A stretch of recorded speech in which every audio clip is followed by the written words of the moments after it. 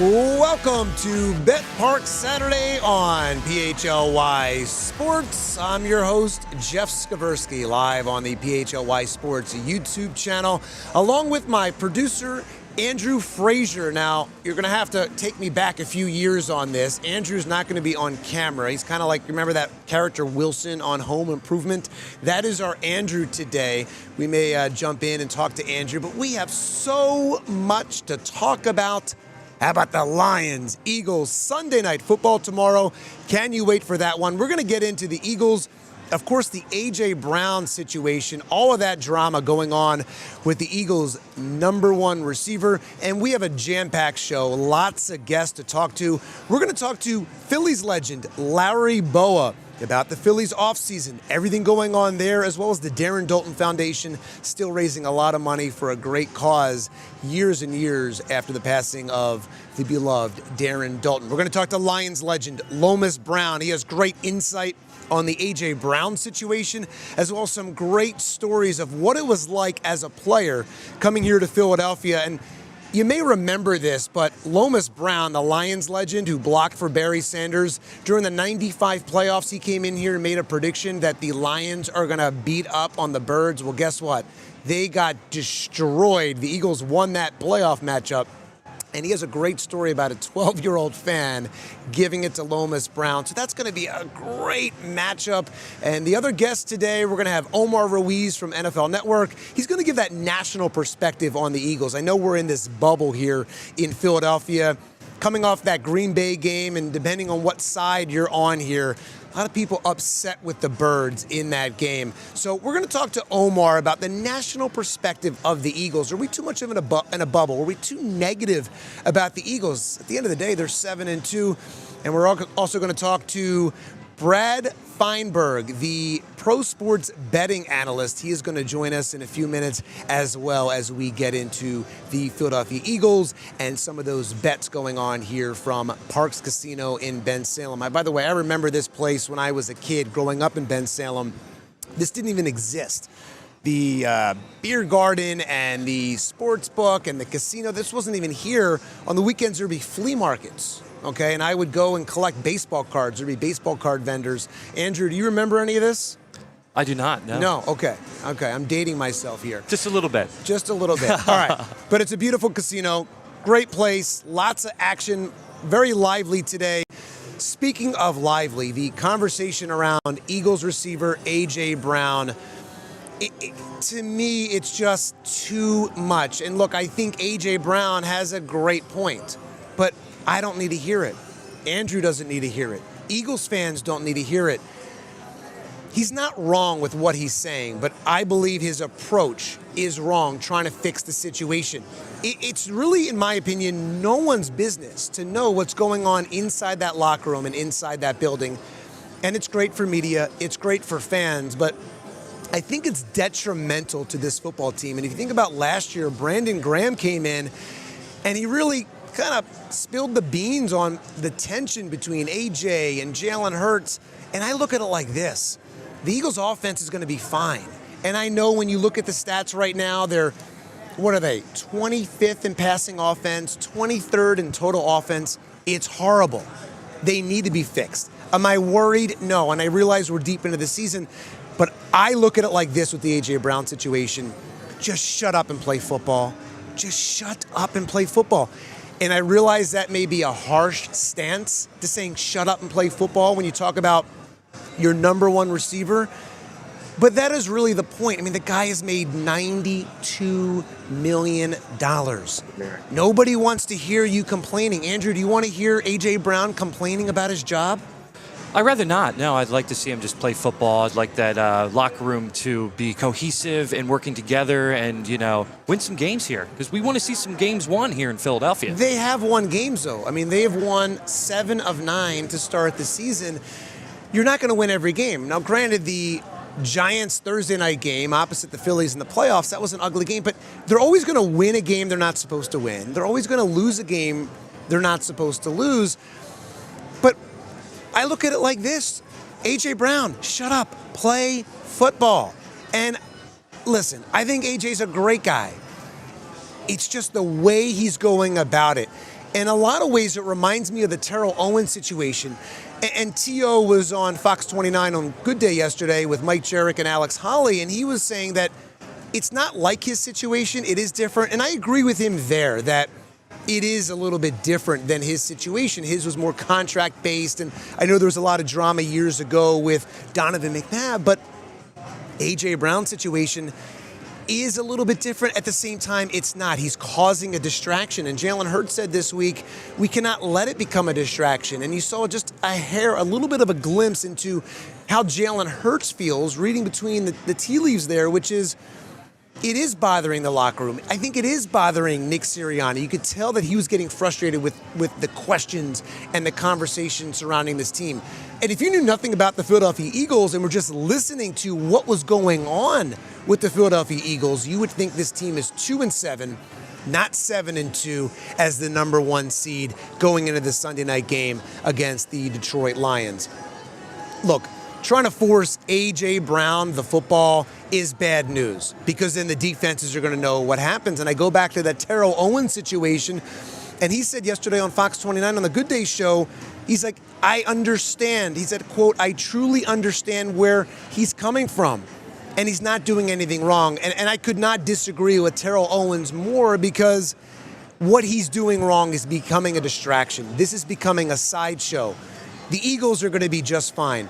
And if he wants to take those complaints inside the meeting rooms, inside Jeffrey Lurie's office, inside Nick Sirianni's office, that's fine. There's no issue with that because they are trying to get it fixed. And this offense should be a lot better because they've been awful. But at the end of the day, they're winning games. And this whole debate over Jalen Hurts, top 5 quarterback, throw it out the window. Who cares? He's winning games.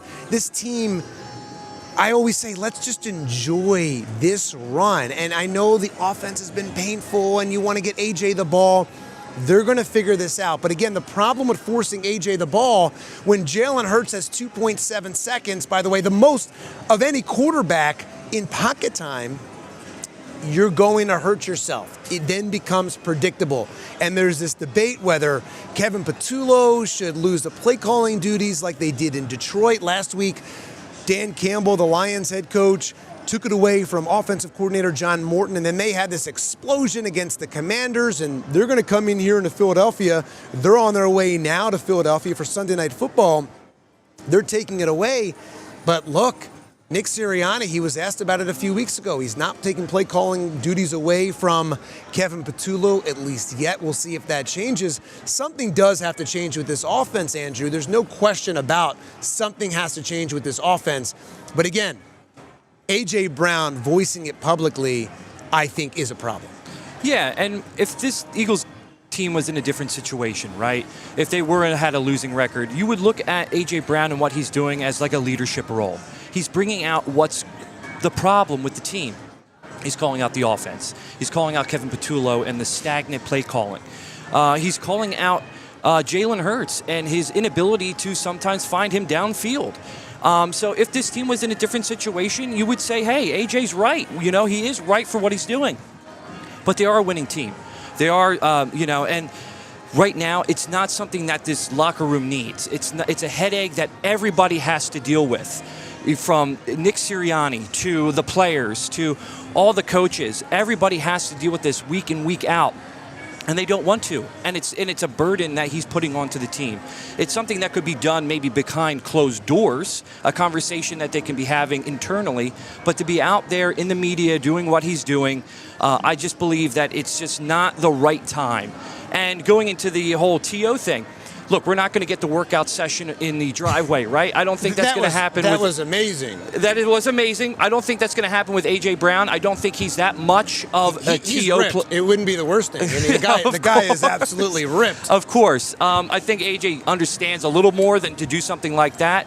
But they have an opportunity here to, kind of right the ship a little bit. And with this game being as big as it is with the Lions, this is a test for them. It's a really good defense. It's a great offense. And I think with this being a measuring stick that it is, if they can find ways to get, not just AJ, but everybody involved in this offense, whether it's Saquon, it's Dallas, it's Devontae, they could really show themselves as a strong contender for this Super Bowl. And hopefully it will just kind of mute a little bit of these conversations that are going inside the locker room. We're talking with Andrew Frazier, our producer here on PHLY, as we're live from Parx Casino in Ben Salem.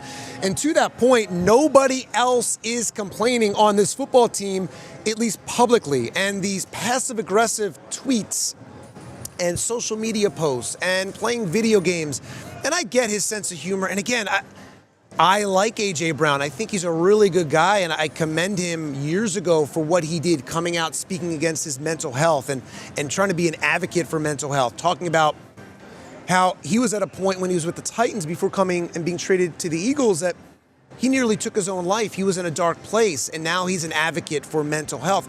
I like A.J. Brown, but just keep it inside the building, right? You don't need this distraction.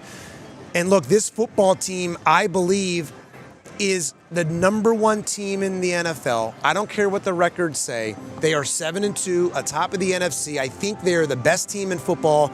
They're better than the Colts. They are better than the Patriots. I think they're better than the Lions. And I look at this team as an elite football team. And that is my next thing, where you ask yourselves, is this an elite football team? I say absolutely. We're in a bubble here. Everybody's complaining. You would think this team, again, is 2-7, not 7-2. Think about this. They are 25-5 since the start of last season, best in the NFL. They've won 13 of 15. Nick Sirianni and Jalen Hurts, 28-11 on the road since Nick took over as the head coach. That is the best in the NFL. Even President Donald Trump, whatever you think politically, however you stand with your politics, even Donald Trump this week called Nick Sirianni a great head coach, for whatever it's worth. The Eagles are a great football team, and I always say, let's enjoy this. I mean, I grew up with a really bad run, and I just say, enjoy this. You've won 2 Super Bowls in the last, 8 years. The Phillies won the World Series in 08. It's been an unbelievable run since really 2000, really since Andy Reid took over, this amazing run with the Eagles. There's been a few bad years in there, but it's been this amazing run. Can we just enjoy this amazing run? This football team is elite. They have not played up to their potential, but I believe they are going to be back in the Super Bowl. And there's not a better team than the Philadelphia Eagles. And if you think about where they stand right now, they're doing so, and they haven't played their best football. So what does that say? To think this football team is going to go the entire season without the offense clicking, it's not going to happen. You don't hear Saquon Barkley complaining. You don't hear Devontae Smith complaining. You don't hear anyone else, even Jalen Hurts, really complaining. They haven't played up to their standard. I think they will going forward. Again, here, Jeff Skversky from Parx Casino in Ben Salem on Parx Saturday, presented by PHLY Sports on their YouTube page. Here with Andrew Frazier. Wanted to check in, see, do we have Brad Feinberg? Yes, we do. So let's bring in Brad Feinberg, our pro sports betting analyst, our first guest today. We're going to get to Lomas Brown, the Lions legend, in a moment, as well as Larry Bowa and Omar Ruiz. But we're going to start with Brad Feinberg, the pro sports betting analyst. Brad, how are you? Jeff, great to be on the air. How you been? Good to see you. I'm doing well. Brad, a great follow on X. Follow him at Brad's Best Bets. So, Brad, the Eagles 2.5-point favorites over the Lions, Sunday Night Football. Now, I want you to break this down for me. These may be remedial questions, but for all of the viewers out there that have no idea what I just said, when I say they're 2.5-point favorites, can you explain what that means? And I know that's a very simple and basic question. Yeah, no problem, Jeff. Yeah, and you know, it's actually good that you say that, because I know there's actually people watching who enjoy this and maybe even want to learn about sports gambling, but you're afraid to ask that. And so, yeah, let me help you out there. It's basically simple as this: you take the Eagles, and it says minus 2.5. Right. And so Brad, like when I see minus 2.5, I think someone that doesn't know nothing about sports gambling is going to go, they're the underdog. Right. No, you're absolutely right. Dude, all you do is, it's off the final score. So for everyone watching, let's put, you say, okay, I like the Eagles minus 2.5. What does that mean? If the Eagles finish with 30 points, what you do is you subtract 2.5 points from the total. And let's say they have that 30 minus 2.5. Don't need my Michigan education. Tell me that's 27.5. Okay. So they finish with 27.5. So if the Lions finish with 27 or lower, you win. Finish with 28 or higher, you lose. So if the score is 30-28, and you're laying 2.5, you have a minus 2.5, you're a half point short. Conversely, if they win 30-27 and you're minus 2.5, you're winning by a half point. And there's also stuff, Jeff, called the money line, where sometimes people don't want to deal with the points. Well, you know what? I think the Eagles are going to win, but I don't care. I don't want them to win by 1 or 100. Well, they tax you for that. As opposed to laying 2.5 minus 110, you maybe on a game like that, maybe you have to lay minus 150, but you don't have to lay any points. So if they win by 1 or 2, you're still covered. Parks has you covered in any way possible. You could bet it in any way you could ever come up with. Trust me, I look every day. Any bet you could possibly want, Parks has.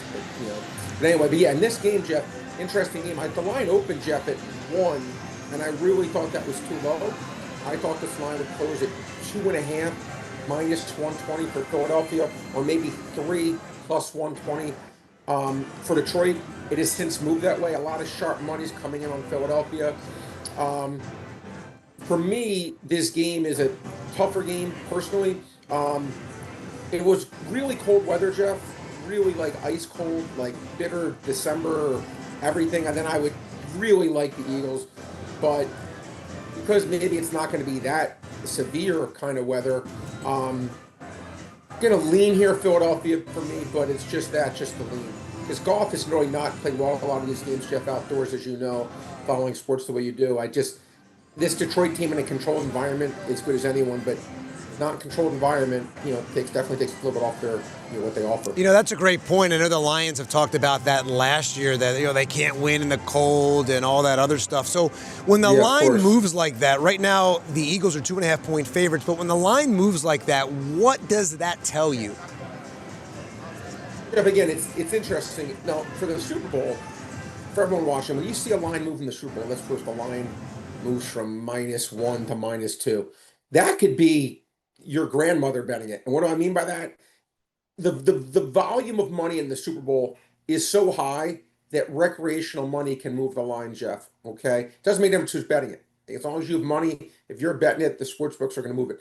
But in a regular season game, if my grandmother, may she rest in peace, but if she were to bet this Eagles Lions game, if she were to bet it for $200,000, a respected sports book that's sharp isn't going to move that bet.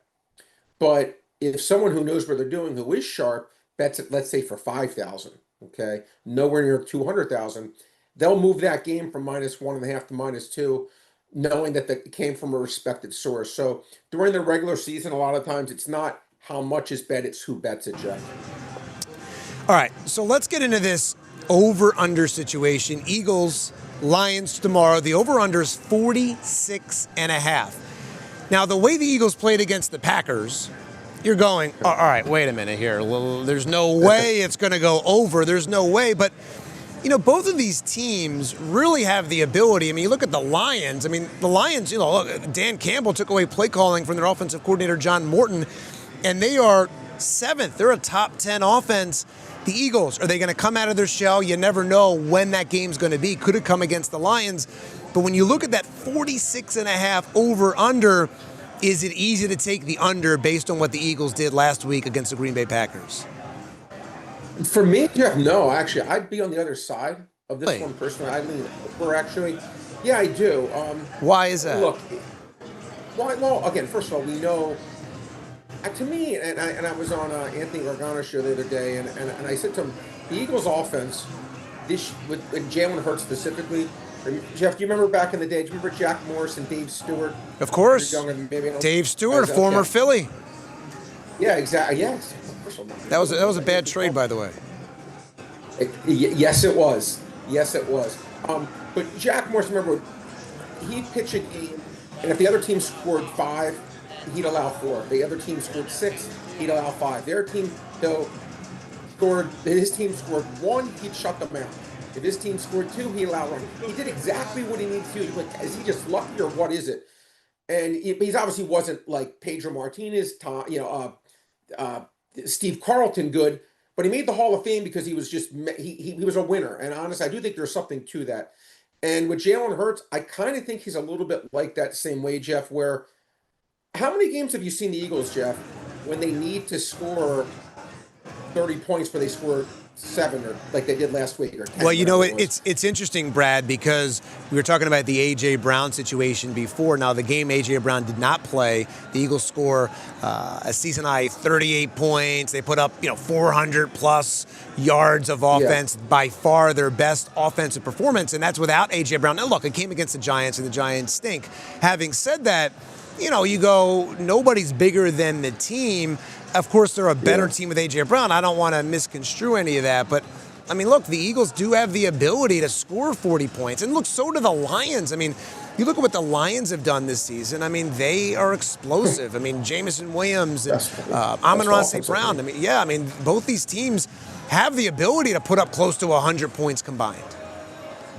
Yeah, no, Jeff, that's kind of where I'm coming at. I'm coming more from that perspective. And to me, actually, you can argue that the Lions are the best offense in the NFL. I don't think, in fact, I probably would think come playoff time, and again, this is the team, again, maybe not so much outside of the dome, but this is the team with the weapons they have. I know Laporta's out this week, but with Laporta, the 2 big wide receivers, back in the day, Jeff, you remember the Thunder and Lightning of Charlie Garner and Ricky Waters. This is like the big man's version of that.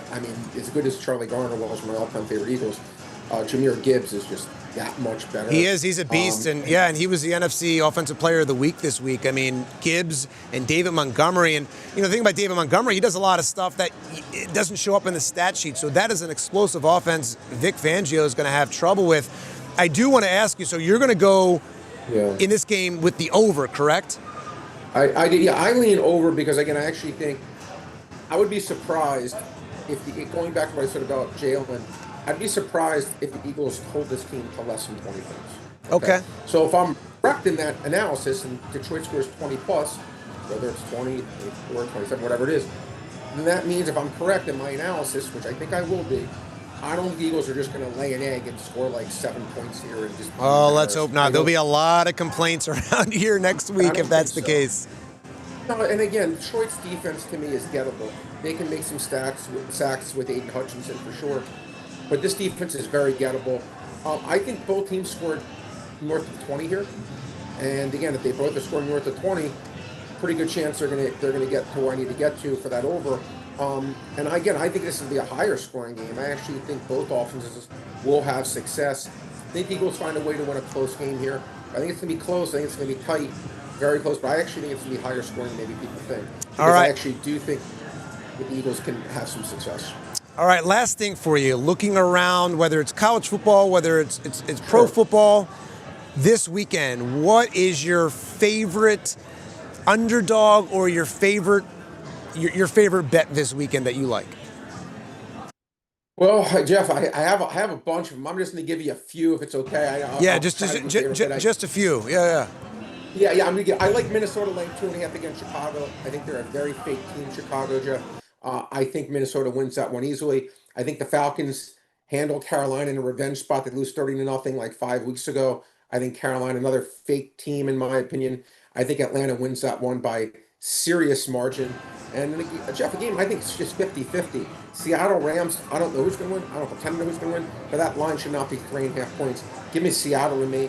And a coin flip is like going to the Parks Casino and you getting red or black and there's no green. And someone says, I'm going to give you plus 135 on that. I'll take either black or red. I don't care. Because to me, that's a 50-50 game.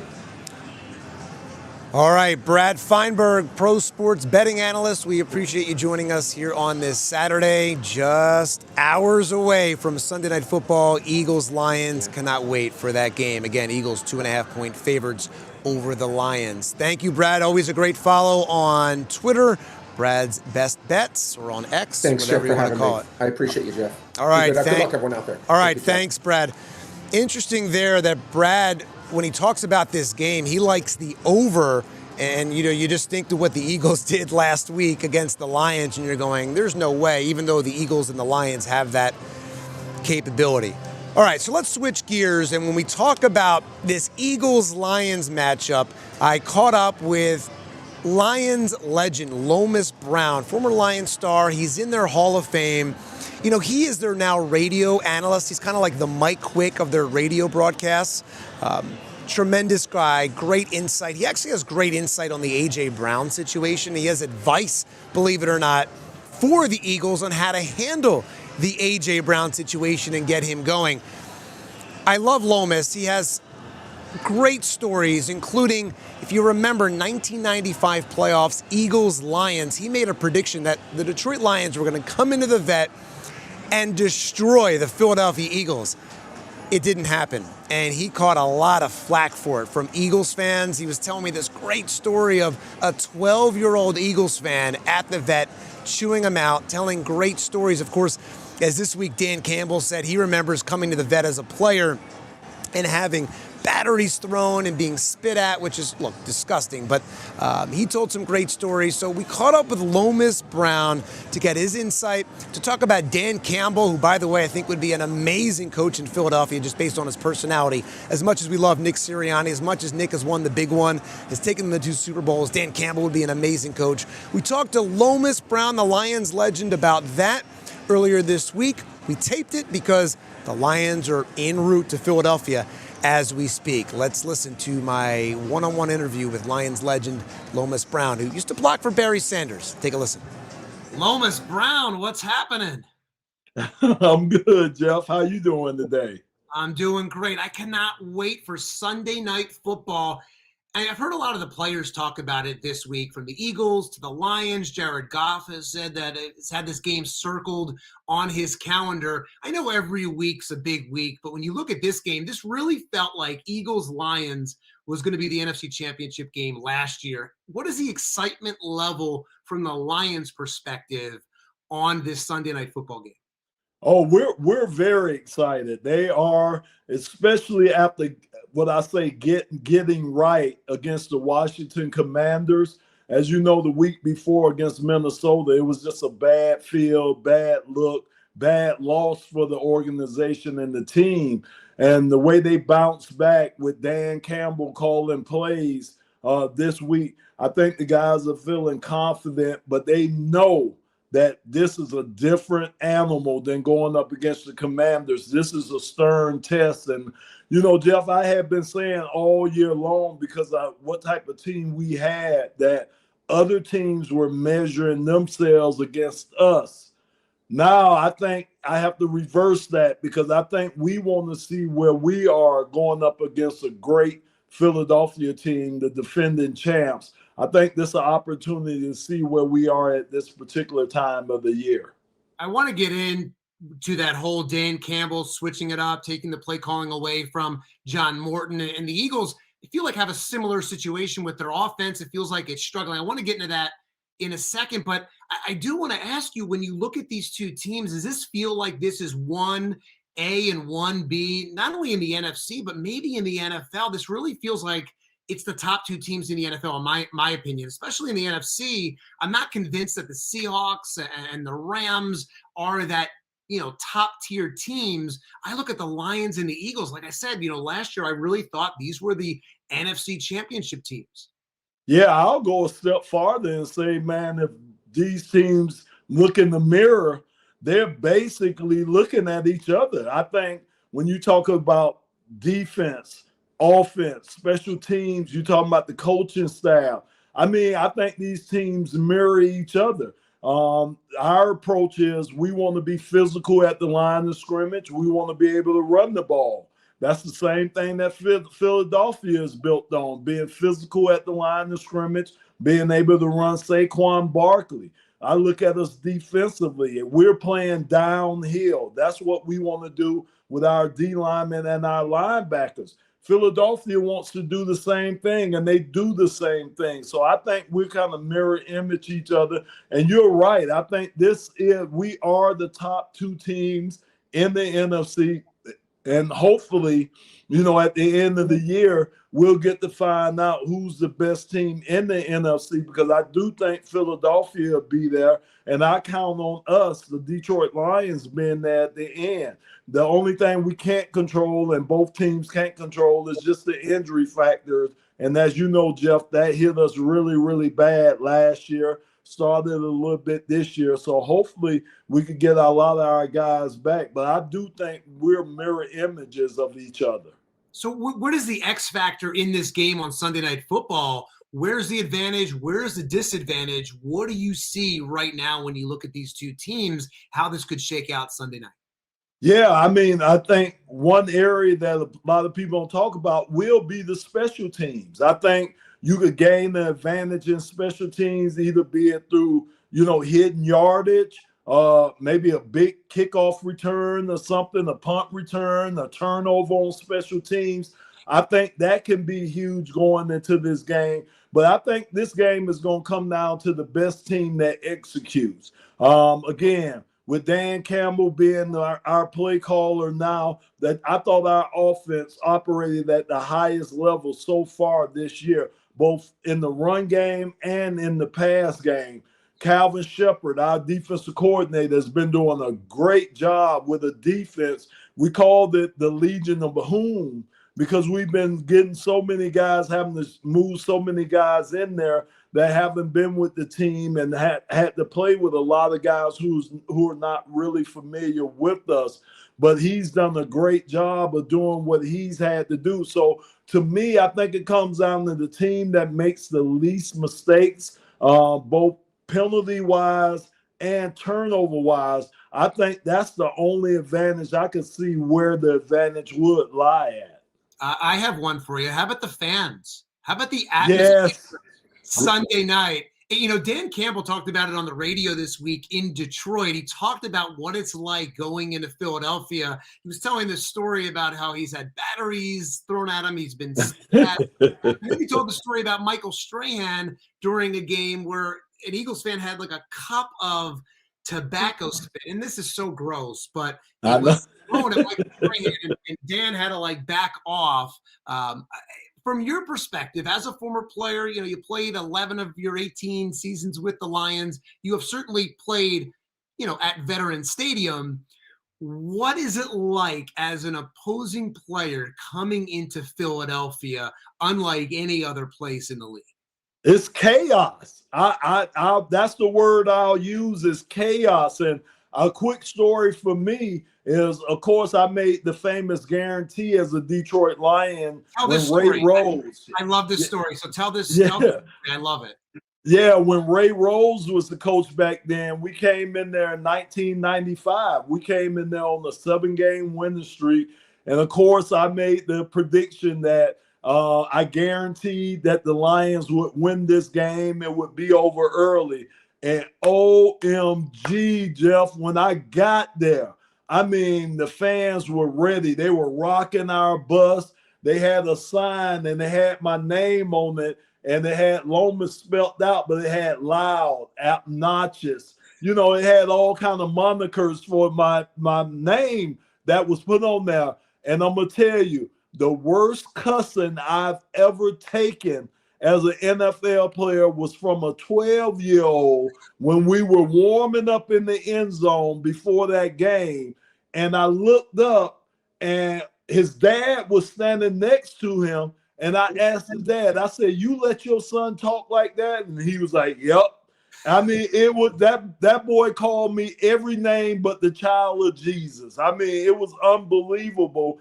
And anytime you go into a place where they have an actual jail inside the stadium with a judge there, you're going into a wild atmosphere. So it was crazy every time I played at the Vet. And luckily with the Tampa Bay Buccaneers in 2002, I was part of that team that shut down the Vet after that. So I never got a chance to go to Lincoln, but I know it's going to be a wild atmosphere, whether I'm on the field or off the field.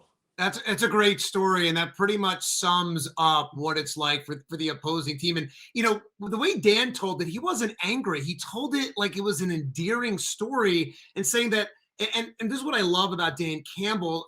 And I think Nick Sirianni is a fantastic coach, and I know Dan's a great fit in Detroit, but I always view Dan as Dan would be a great coach for Philadelphia because that Oh, blue yeah. collar mentality. And Detroit and Philadelphia, just as cities, are very similar. But when I think about Dan, I'm like, man, he would make a great coach for the Eagles just because he has that mentality. But Dan told the story like it was endearing, as if he loves this stuff. Do guys, is there some part of it? I mean, look, nobody wants to be spit on. It is gross. And, you don't do that behavior, and cursing from a 12-year-old. At the same time, as an NFL player, do you get up more for games like that where you're like, I want to silence these guys. I want to send these people packing. Is there something about that as a competitor when you go into a place like that? Or do guys get intimidated when they come into a place like that? No, I think that I think, like you said, it's that us against the world mentality that you take into a place like that. Because you already know what it's going to be like, especially if you're a vet and you've been there before. You already know it's going to be wild. We know how that atmosphere is going to be. We know they're 100% Philadelphia fans. I think we're going to travel pretty well, and I tell our fans, be ready. Be ready, because, I mean, that is a hostile place. But you take on that us against the world mentality, and if you could go into a place, especially if you could start early in the game and kind of get the crowd sitting on their hands, it's going to bode well for you towards the end of the game. So I know that's what Dan is preaching over there. Look, we got to get in there, and we have to throw the first punch. We can't let Philadelphia throw the first punch. And I know that's some of the things he's going to get these guys prepared for, especially guys who have never been there and never witnessed that type of atmosphere. Just for the record, that 1995 playoff guarantee when Eagles fans were chewing you out, just for the record, how did that end? Oh, man, it was 54 to 30-something. I mean, it was bad. I had little Fred Barnett. I had the little wide receiver Fred Barnett. He was running up on me talking noise. Lomas, you shouldn't have said that. But I heard that Ray Rose turned the narrative of what I said. He was like, I know what I said. I guarantee we will win. But in the locker room, I later heard that Ray Rose said, yeah, Lomas is coming in here, some things about your wives and your kids. And I'm like, oh, my goodness, I didn't even bring wives and kids into that. It was just, I guarantee we will win.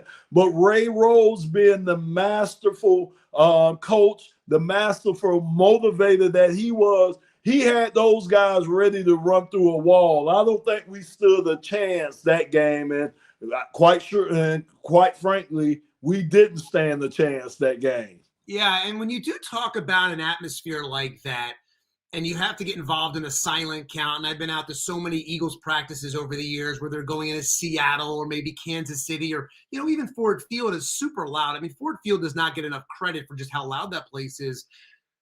As the quarterback talking to the huddle, when it's that loud or there's a silent count, take me inside a huddle like that. Just how difficult is it to hear the quarterback call the play, or if you have to run the silent count, what is the challenge there? And what do you really hear? Are you able to hear the quarterback, call out that play? No, I mean, that's a great point. And actually, you have to kind of shorten your playbook. To be honest with you, there's certain plays that you won't be able to run because it could be a check with me, or it can be a play that marries up another play, and you have to kind of take that out your playbook because you won't be able to communicate that. A lot of pointing goes on when you're in a stadium like that because, again, like you say, the communication has to be more visual than it is audio because you can't hear. The other thing now is, I'll say it's a tad bit easier these days because remember back in the day when I was playing, if a D lineman flinched or went past the line of scrimmage, he could get back. It wasn't called a neutral zone infraction. Right. But if the lineman moved, it was automatically a penalty against us. So that's a small advantage that they have. But I think the thing that happens is, like I say, you shorten your playbook down because there's certain plays, certain looks you won't be able to get to. And then the other thing, like I said, it's going to be more of a visual game, meaning as a tackle, I'm looking in at the center to see who he's pointing at, the Mike linebacker and everything. And a lot of times you just going off feel or you going off instincts to know when you need to go. Obviously, as an offensive lineman, I'm sure you either hate or appreciate the tush push. And I know Dan Campbell and the Lions are among the teams that are in favor of keeping the tush push. And I love Dan's perspective on it, which is they do something unique. If everybody could do it, they would do it. As a former offensive lineman, can you appreciate just how difficult it is to pull off that tush push? Oh, without a doubt. I mean, think about it. You have to get, and Jason Kelsey did a great job of that. But he's right. He'd probably keep playing if it wasn't for, he's probably joking, but he was kind of saying he would maybe still be playing if it wasn't for that tush push. That took so much out of him. And I don't think people realize when you see it on TV just how difficult. And look, you have a quarterback that can bench, 1,000 pounds. Right. But just how difficult that play is. No, you're right. And the thing about it for offensive linemen, if you think about it, you got to get up under these defensive linemen. And that's hard to do already starting off and everything. Plus, you have to keep your legs moving. And that's a lot of human being on top of you. It's a lot that goes into that play. And you're right. And Dan is right. I mean, if you could pull it off the way Philadelphia has pulled it off and seem to be the only team that's been able to master that, we felt that we had a good offensive line, and we still do have a good offensive line. And even with the offensive line that we have, I don't think we could be as proficient as Philadelphia is with running that tush push. Plus, like you're saying, when you got a quarterback that can squat 1,000 pounds, that really, really helps. So you see all these different versions of how guys try to get through that with tight ends back there pushing and different things, or having the tight end under the center and he's running it. But I just think Philadelphia has worked on that, and that's a play that they mastered. And the only thing I can see is I think the refs have to pay a little attention to them linemen getting just a little quick start on that sometime. Yeah, but we saw that even on the Packers on Monday Night Football. I mean, they jumped on a previous play, and so I don't know if it's so much on the tush push as it is on any play. I mean, when you're talking about sides, wouldn't that just be on any play? And a lot of people are pointing that out, like, oh, the tush push or offsides. We don't know how to judge it. But at the end of the day, if you're jumping on whether it's a QB sneak or a play action, whatever the play may be, I mean, is there a difference? It doesn't seem like there's a difference to me. No, it isn't. You're right, Jeff, and you're right. The referees just missed those calls. Those were just calls that they missed on both, like you say, Green Bay and with Philadelphia. So those are just calls that they missed. I know a lot of people, again, because they can't stop it, they're making a big deal about that. And believe me, as a former offensive lineman, if you could get any advantage, if you could get a half a click off before that defensive line, that's going to give you an advantage. And if you can take it and get away with it, you do that. Look, I tell people I held every play. I was just good at holding, and I got away with it. So if you can, you are going to do it. Yeah, and maybe Barry Sanders owes you a few dinners for that. Although he probably would have juked and deked away from that anyway. He was so amazing. He probably didn't even need that. Somebody that blocked for Barry Sanders. Can you just tell people what that was like? The younger audience, I don't think they realize just. We see the modern day, the Saquon Barkleys and different running backs throughout the league that are special, but Barry Sanders, of course, on a different level. Oh, my goodness, man. The one thing I learned from blocking for Barry, is you had to stay on your block until you heard the whistle. Now, that was the old adage that you always heard, even through Pop Warner, high school and college, block to the whistle. Well, with Barry, that was ever more true because Barry could start off on this side, and the next thing you know, he's behind you. So you didn't never want to be the guy, myself, Kevin Glover, we never wanted to be the guys that got Barry tackled. So you would stay on your block until you heard the whistle, because like I said, you just never knew where Barry was. And you're right, man, just a special running back. And I always tell people, you could Google Barry and YouTube him, and you're going to see all this highlights. But for us in the that block for him every Monday, and it could be a 2-yard loss, Jeff. I'm telling you, it's going to be the best 2-yard loss you ever seen in your life, or the best 1-yard gain you ever seen in your life. It would always be in film studied on that Monday after a game.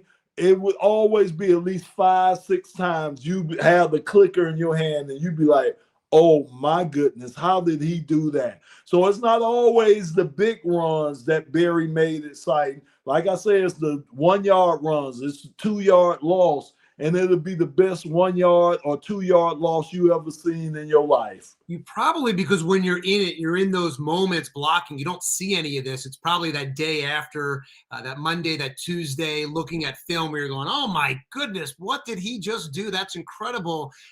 I'm sure you have, because you played with Barry Sanders, in appreciation for Saquon Barkley. Obviously, you know, his numbers aren't there this year, but what he did last year, what Saquon did last year is just tremendous. And his ability, I mean, he was drawing comparisons to Barry Sanders, and I know that's a very, very tall task, but how much appreciation do you have for someone that played with Barry Sanders for Eagles running back Saquon Barkley? Oh, a tremendous amount of respect. I did a podcast earlier today, and I talked about the importance of not letting him get started early. That's going to be one of the keys for the Lions, because if he gets started early, his vision, I mean, that's underrated. His vision, I mean, I watch how he sets up blocks. I watch how he could bounce back and find that cutback.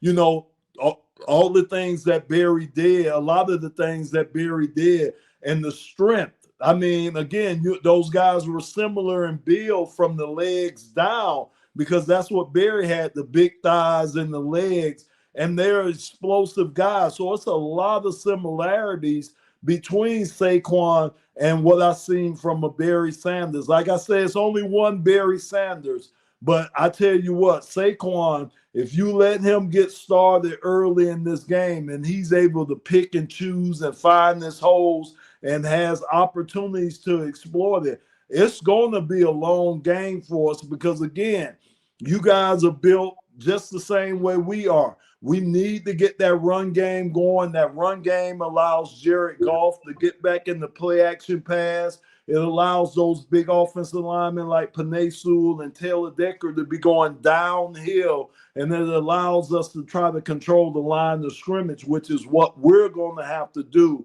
to win the game on Sunday night.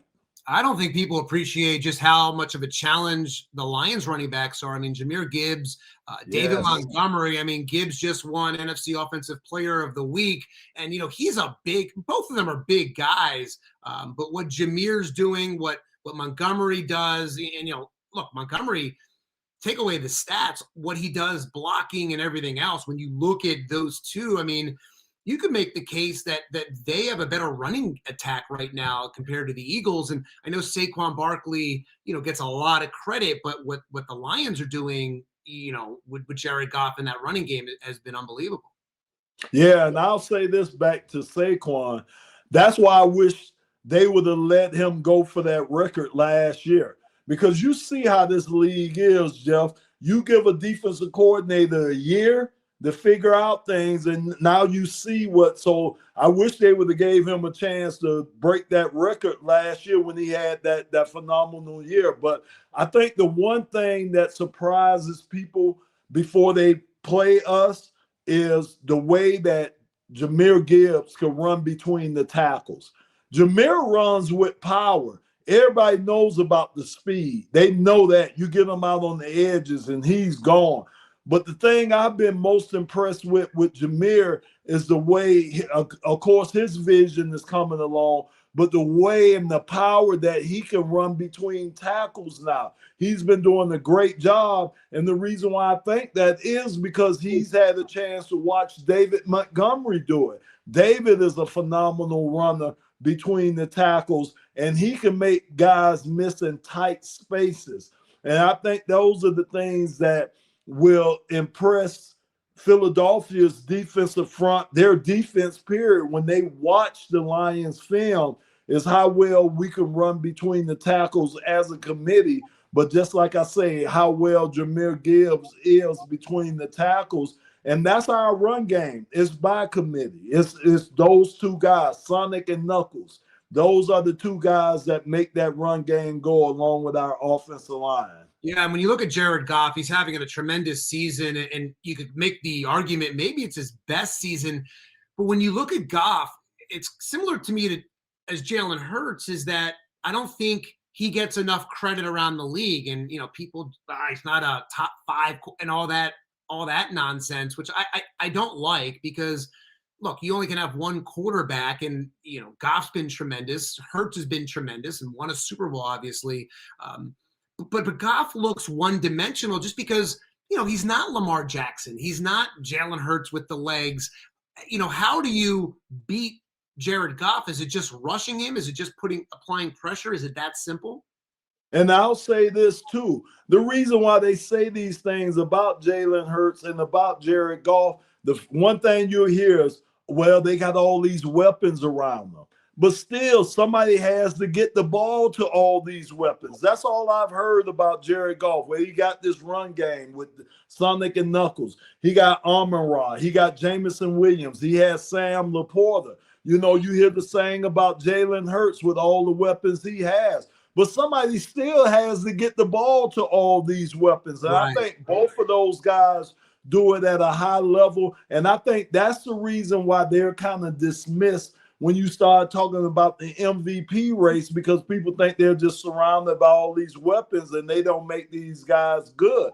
They do. And back to your question about Jared Goff, that is the secret sauce. I mean, Minnesota has showed the blueprint.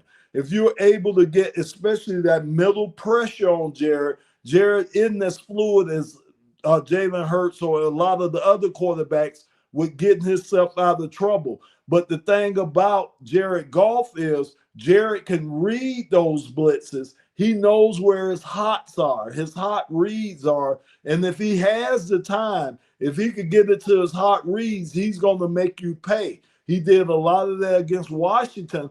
Washington tried the same thing against us. After a couple of series, they stopped trying to do it because our guys, A, did a better job up front of blocking and protecting them. But B, Jared, when he got pressure, he was able to find his hot reads. And the thing about it, he's almost like a coordinator out there on the field. So if you're in a bad play, you heard Dan Campbell say that. Jared bailed him out a couple of times this week doing his play calling, because if you were in a bad situation, Jared is smart enough to get us out of that and put us in a better situation. I'm here with Lomas Brown, former Lions offensive lineman and radio broadcaster, and a few more for you, and I'll let you go. You talked about earlier the change with the offensive coordinator and Dan Campbell calling the plays.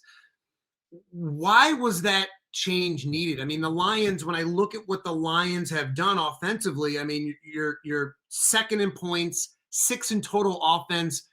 What is the problem? I mean, I look at Philadelphia, and each team is different. There's been a lot of complaints about the Eagles offense, that the Eagles maybe need to make a change and have Nick Sirianni calling the plays instead of Kevin Patullo. What was going on, and what has been going on with Detroit and John Morton in his first year that Dan felt the need against the Commanders last week to make that change, and obviously scoring, 44 points? That was, arguably the best offensive output of the season. And scoring on every drive. We scored at, whether it was a touchdown or field goal, we were able to score on every drive. And I think one that comes down to being more efficient. Okay, what we started seeing under John Morton was we didn't have the deep threat. So guess what teams started doing? They started bringing one of their safeties up towards the line of scrimmage. So we started facing a lot of 8-man boxes. That's what made the run game a little bit more difficult, because you got 8 guys up in the box because they didn't fear us going deep. Even though we had J-Mo, we weren't able to get the ball to him because a lot of his routes that he was running were streak routes, so they were longer routes. You seen under Dan Campbell, most of his routes were drag routes, shallow drag routes. They were quick hitters. Maybe they was outside quick hitting routes, just to get the ball in his hands a little faster and quicker so he can use his yak, his yards after the catch. I thought Coach Campbell did a great job of mixing it up, meaning we weren't just trying to run between the tackles. We were getting a hat on the hat. Sometimes we were getting two hats on the hat. He was mixing in the zone runs, where Jameer could kind of get it outside. We were running between the tackles. I thought he did a masterful job of having Washington on their heels. And a lot of times when you hear a fresh voice or you get a different perspective on what you've been seeing, and that's what Dan Campbell did. He just wanted to bring a new approach. He's seen things a little different than Johnny Morton seen it. Now, I do think this is going to bode well for Coach Morton. Why? Because he gets a chance to sit back, see what Dan Campbell wants to see, how he wants the offense to look, see how some of the plays he implements. And it was the same thing he did with Ben Johnson. If you remember, Ben Johnson didn't start off calling plays. It was Dan Campbell calling plays. Right. Ben Johnson got a year or so, or 7-8 games to sit back, watch how Coach wanted to construct the offense, how he wanted that offense to look, and Ben just flourished. He just took it to another level. Not take anything away from Ben Johnson because he's a great play caller, but he was able to take Dan Campbell's offense and take it to another level. And I could see John Morton being able to do the same thing. So it's kind of like a fresh voice, a fresh approach.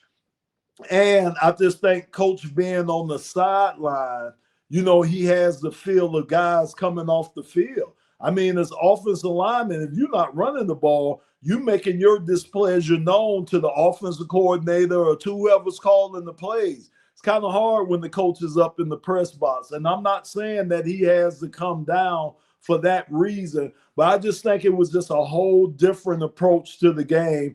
And I expect Coach Morton to be back later on in the year. Like I say, Dan just says he wanted to just get a fresh perspective on things. Yeah, it feels like that's similar to what's going on in Philadelphia. I mean, Kevin Patullo in his first year, the offense, it's not living up to the potential. I mean, the Eagles offense, which is hard to believe, passing offense 25th in the NFL, 23rd overall, although, they're the best team in football in the red zone.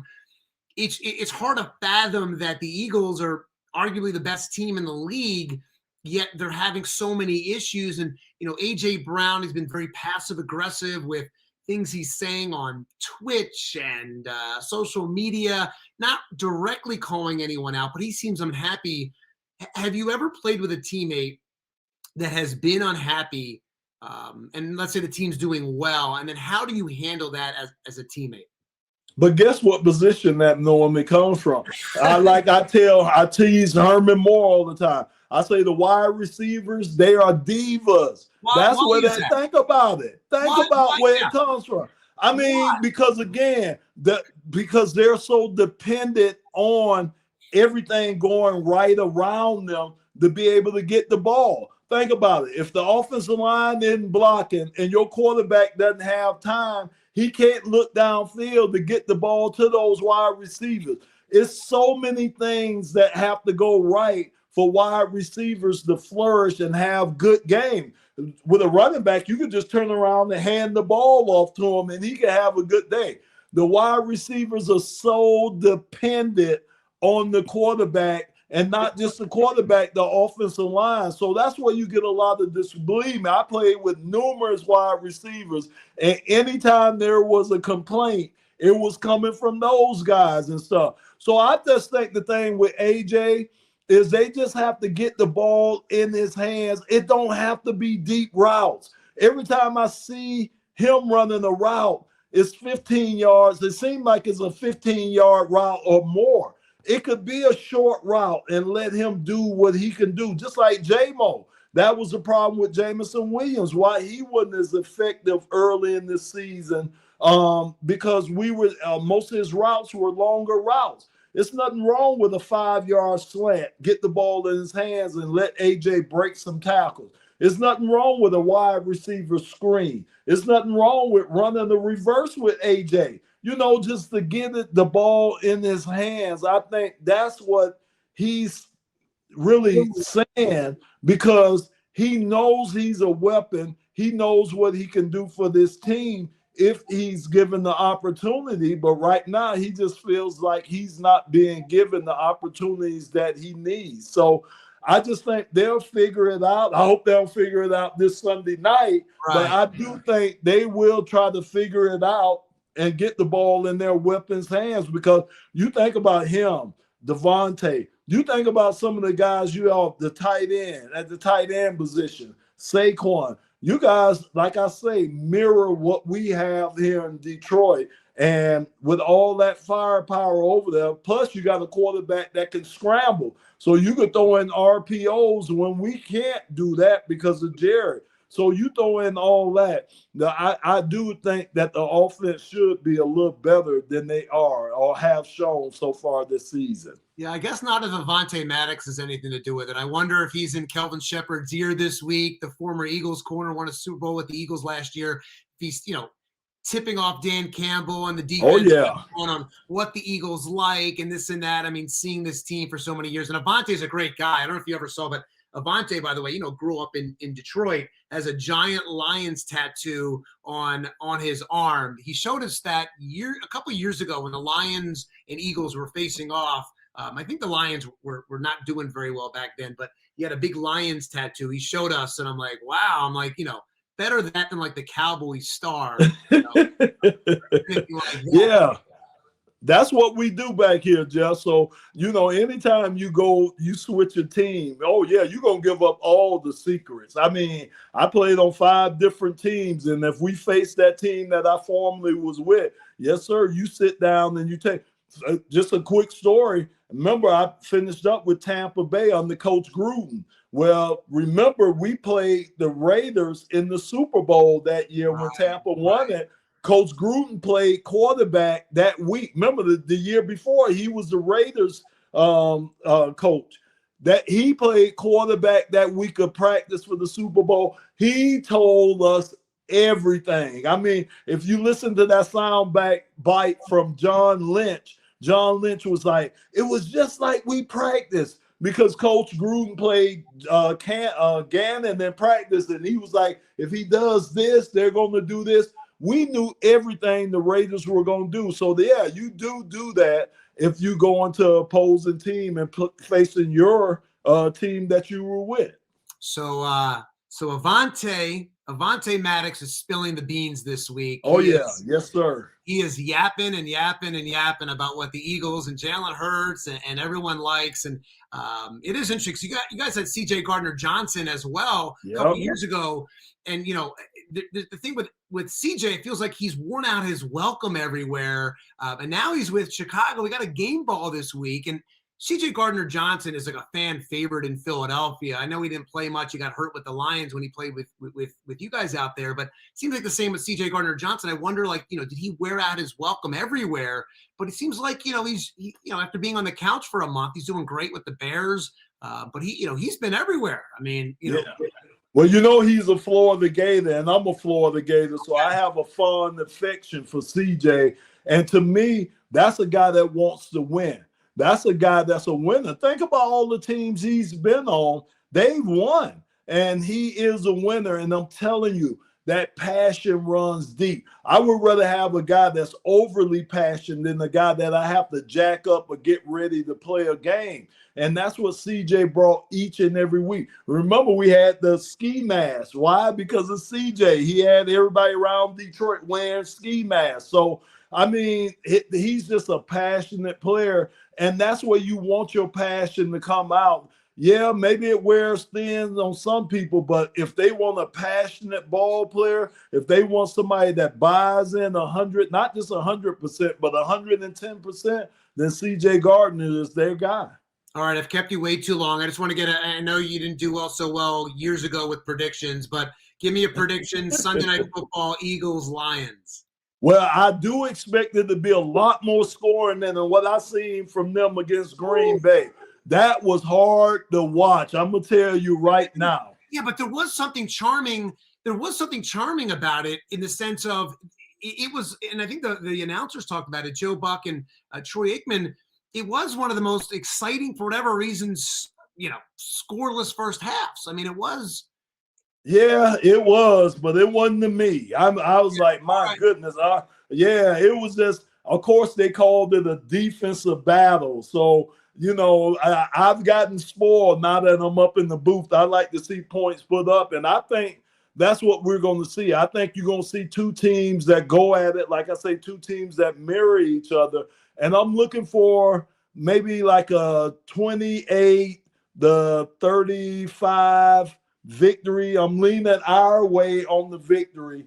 Okay. And like I say, it could come down to the end. I think this game is going to get played out all 4 quarters, and it could be a turnover. It could be a bad penalty that can kind of sway the game. But I'm looking at them definitely putting up way more points than we seen with that 10-7 Monday night game. Oh, let's hope so. Eagles fans will not be too happy if I know. well, look, they know I'm not a good predictor, so they know I'm not good at that, so they shouldn't be too unhappy with me. Well, hopefully, Eagles fans aren't yelling at you on Sunday night at Lincoln Financial Field when the Eagles and Lions go head-to-head. And who knows, maybe at the end of the day, this will be the NFC Championship game down the road come January. We will find out, but certainly the top 2 teams, in my opinion, not only in the NFC, but really in football. It should be a great game Sunday night. I really appreciate the time and great insight, great stories. Thanks so much. Safe travels to Philadelphia.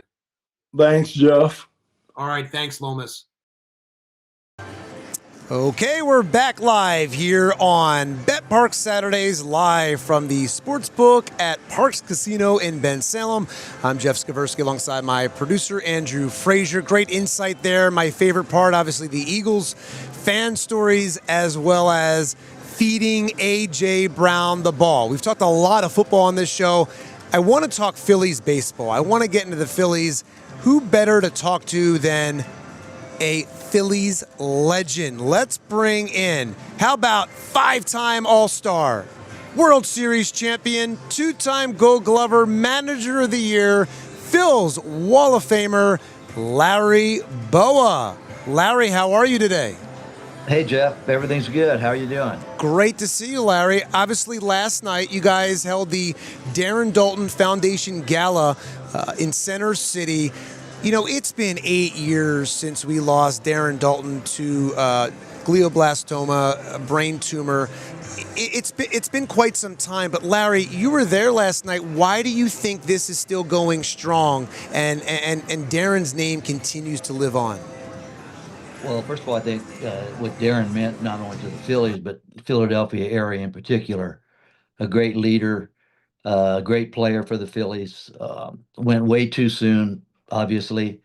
But I think a lot of it, of why it's going so strong is his wife, Amanda.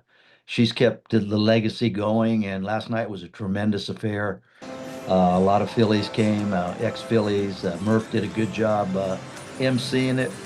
I'm sure they raised a lot of money. I know they had some bids going out for trips and everything. I don't know the amount of money they raised, but it's for a great cause. And, bringing up the guys that played here that end up passing away from brain tumors is unbelievable. Yeah, there's so many of them. It's awful. I mean, from Tug McGraw to Johnny Vuk. Oates, Vuk, Brett, David West. I mean, there's a lot of guys and all in their early 50s, which is a shame. But it was a tremendous event. They did a great job. The Bellevue did a great job where we had the event, and the turnout was tremendous. It certainly was, and the Darren Daulton Foundation gives grants to people suffering from brain tumors, glioblastoma, that went through or going through what Darren, lost his life to. Larry, when you hear stories from the Darren Daulton Foundation and the impact it's having on others still to this day. What does it mean to you when you hear stories last night, how it's helping people in the Philadelphia community and all around the country? What does it mean to you to know that he still has that impact and what the foundation does? It means a lot, Jeff. And you know, most of these people that get this terrible disease with the hospital bills, rent, all expenses, they just can't do it with insurance companies the way it is right now, sky high. And the foundation literally helps these people along the way, because the last thing they want to do is worry about how am I going to pay this or how am I going to pay that. They want to get their spouse or whoever has the brain tumor taken care of, and the Daulton Foundation has done that, and hopefully it can continue to do that and even bring in more money. I mean, last night's event didn't shock me, but it was a nice turnout, and if we can continue to move on down the road like this and maybe do that a couple times a year instead of just once a year, it would be beneficial to a lot of people that come up with this terrible, terrible disease. Yeah, and I love that Darren Daulton's name continues to live on here in Philadelphia and the work that goes on behind the scenes with the Darren Daulton Foundation. I loved watching Dutch play. I mean, Larry, after you and Schmitty and Tug and Steve Carlton, I mean, Dutch was, the face of the Phillies. Yeah, there's no question. And, everyone, sometimes they think leaders have to hit 300 and hit 40 home runs. He didn't hit that high, but he got big hits for us. Great catcher, great communicator. He was one of those guys that if he didn't like something in the clubhouse, he would let him know. And we had a bunch of guys in '93, as you well know, that might have been tough to get along with in that. But Darren and the rest of the coaches and Jim Fregosi sort of smoothed that out, but Darren did a lot of that behind the scenes. No question about that. Yeah, and I heard Gary Sheffield recently talk about the 97 Marlins when Darren was traded to the Marlins in 97, and Gary was saying, at first I didn't like Darren because he got into a fight with Doc Gooden, his uncle, years prior, and then he's like, Darren won over that locker room in 2 seconds. He was an outsider traded to try to get the Marlins over the hump, which he helped do. And to hear that from Gary Sheffield was really a testament to what Darren Daulton was like behind the scenes. Yeah, I think, if I'm not mistaken, Jim Leland was the manager of that team. And he told me that Dutch was there for a couple days and he had a clubhouse meeting. The only way they knew him was playing against him, but they realized how big an impact he meant to that ball club, and they went on to win the World Series. So that was a big pickup, and he gets people's attention real quick if you don't play the game the way you're supposed to play the game. All right, let's talk some baseball. Let's talk World Series. Dodgers obviously eliminated the Phillies. It's been a tough month or so. We see the Dodgers go on and play this unbelievable brand of baseball, win the World Series in what is arguably one of the greatest World Series in my lifetime that I've ever witnessed. Dave Dombrowski said that he believes the Phillies are close to the Dodgers. A part of me, though, feels like maybe it feels like they're not. What is your assessment of where the Phillies stand today and just how close they are to becoming champs, even though they were eliminated early in the playoffs? Well, I think they're close, but there's obviously a missing ingredient. I can't put my finger on it because the talent is there. The last 4 years we've come up, well, I should say 3. We went to the World Series with Houston, and Houston was a better team. They beat us. But the other times, I really feel in my mind we should have advanced. The teams we played, I thought we were better than, and we just didn't get over the hump. And getting back to what you said about the World Series, it was a great World Series. But if you really analyze that, Toronto outplayed the Dodgers in every aspect of that series, and yet they came up short. So there's a little bit of luck involved. There's getting a break when you need it. There's an umpire's call, whatever it is. But the Dodgers definitely deserved it. Hey, they came up big. They were down in that Game 7. They came back, tied it up, and eventually won the ball game. But I think there's when I say a missing ingredient, whether it be a player, it's hard to put your finger on because the talent is all over the field there. When we take the field, I don't think there's a team that we should take the field against that we're saying, oh, we're in trouble here. And if you look back at that Dodgers series this year, Kirkring had a tough play. I personally would like to have seen somebody hit a home run and the way that game ended, because Kirk Green's a great dude. He works hard. It was one of those plays. He got caught up in the moment. I don't want to say he panicked, but he hurried everything. He had to play at first base on that comebacker, and it just didn't work out. It sort of reminds me of in the mid-'70s, all the years we won, and we had kept playing the Big Red Machine and the Dodgers and coming up short. And then finally in '80, we got over the hump. So hopefully, keep our fingers crossed. I do think, Jeff, I think there's going to be a different look this year. Now, I don't know who's going and who's coming, but it sounds like reading baseball articles now that he's trying to change the makeup a little bit of the ball club. Obviously, the number one guy, I think, this is me, that you got to sign is Schwarber. He means so much, not on the field, but off the field, in the community. He's one of those guys that he's going to get some big offers, and it's just going to be a matter of how high we want to go or how much we want him. And I know John Middleton and Dave, they want him in that clubhouse. Yeah, and you question the missing ingredient, what that may be. It's interesting you say Schwarber, because I look at JT Realmuto as, he's obviously the glue behind the plate. What he does with that pitching staff. Dave Dombrowski said he probably cannot sign everybody. I mean, look, you have Kyle Schwarber, JT Realmuto, Ranger Suarez. Right. It sounds like maybe a Ranger could be the odd man out. Where do you think they go, and what do you think they should do in free agency? I mean, listen, part of me says bring them all back, because it feels like you're in that situation you were kind of in 2012, where after they had that great 08 run, 9, 10, 11, you have all these stars, and even though there's something not clicking, I mean, what are you going to do? Get rid of all these stars? That doesn't necessarily make sense either. So where do you think the Phillies go in free agency? Well, if it was my checkbook, I'd sign all three of them, but it's not my checkbook. You don't have a checkbook that big? I think no. Those are higher up people. The three guys that you mentioned are all integral parts of our team, and they've all had successful seasons. The one guy that I think might be out, because the value is going to be so high, is going to be Ranger. You get a pitcher like that goes deep into ball games. He's going to when you give him the ball, it's going to probably be in the seventh inning before you take him out. And when you look at situations now, those kind of guys are rare, because usually pitchers go 5 innings and they're out of there. But Ranger's the kind of guy who's going to get a lot of action on the free agent market. There's no doubt in my mind. If we could keep JT and Schwarber, that would be great.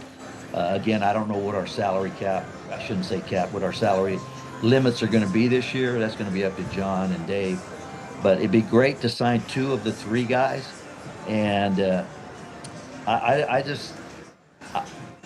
want to say that Schwarber and JT probably are their priorities. I mean, I'm sure Ranger is too, but they're realistic, knowing that Ranger's going to create a lot of interest just because he's a pitcher. And that old saying is, you never have enough pitching, and if somebody can grab Ranger, that's going to be a huge pickup for them. Yeah, certainly the emergence of Christopher Sanchez, unfortunately makes Ranger, in a weird way, not as valuable and is not as much, it feels like, as a priority. But maybe, look, the other odd man out really feels like it's going to be Nick Castellanos, and maybe that's run its course. Larry, you were a manager of the Phillies. You've been in the game your entire life. Obviously, it's no secret that Nick was having issues with being kind of a platoon player, taken out of games. Max Kepler was, complaining a little bit about that as well. He thought he was an everyday player. As a manager, how do you handle those situations behind the scenes, and how do you feel like Topper did with all that? I think Topper did a great job. I think you have to be honest with guys when you start saying we're going to platoon. I really believe that Tomps did a great job with the communication skills there. I go back to that 93 team, and we had a couple platoon situations, but those guys accepted the role. There's not a lot of guys who will accept a platoon situation. So when you're used to playing every day and all of a sudden the manager or coaches say, hey, you're now a platoon player, that's going to affect them in a negative way. There's no question about that. But I think the bottom line, when you're a manager, you got to do what's best for the entire ball club, not what's best for Castier, what's best for whoever you're platooning right with. And you got to explain to them, this is the reason we're doing this. And some guys accept it. Like I said, those guys in 93 with Inky and Izzy and Duncan and those guys, they accepted that role. And if you don't accept it, it can create some issues. And I think I think Dave sort of made it out. He's thrown it out there that Cassie will probably be with another team. Now, are we going to be able to get a favorable matchup when you make a trade like that? Are you going to get dollar for dollar, or are you going to have to pay some of the money? Those are situations that Dave's going to have to figure out. But just by reading the articles and everything, I would think that Cassie probably will be with somebody else next year. Yeah, it certainly sounds that way. And look, it's probably a good thing, too, if you can infuse some energy, some young energy into this lineup. And, of course, you need your stars to perform. Right. A lot's been made over this Bryce Harper situation. In the end-of-the-year press conference with Dave Dombrowski, he questioned whether Bryce can be elite again.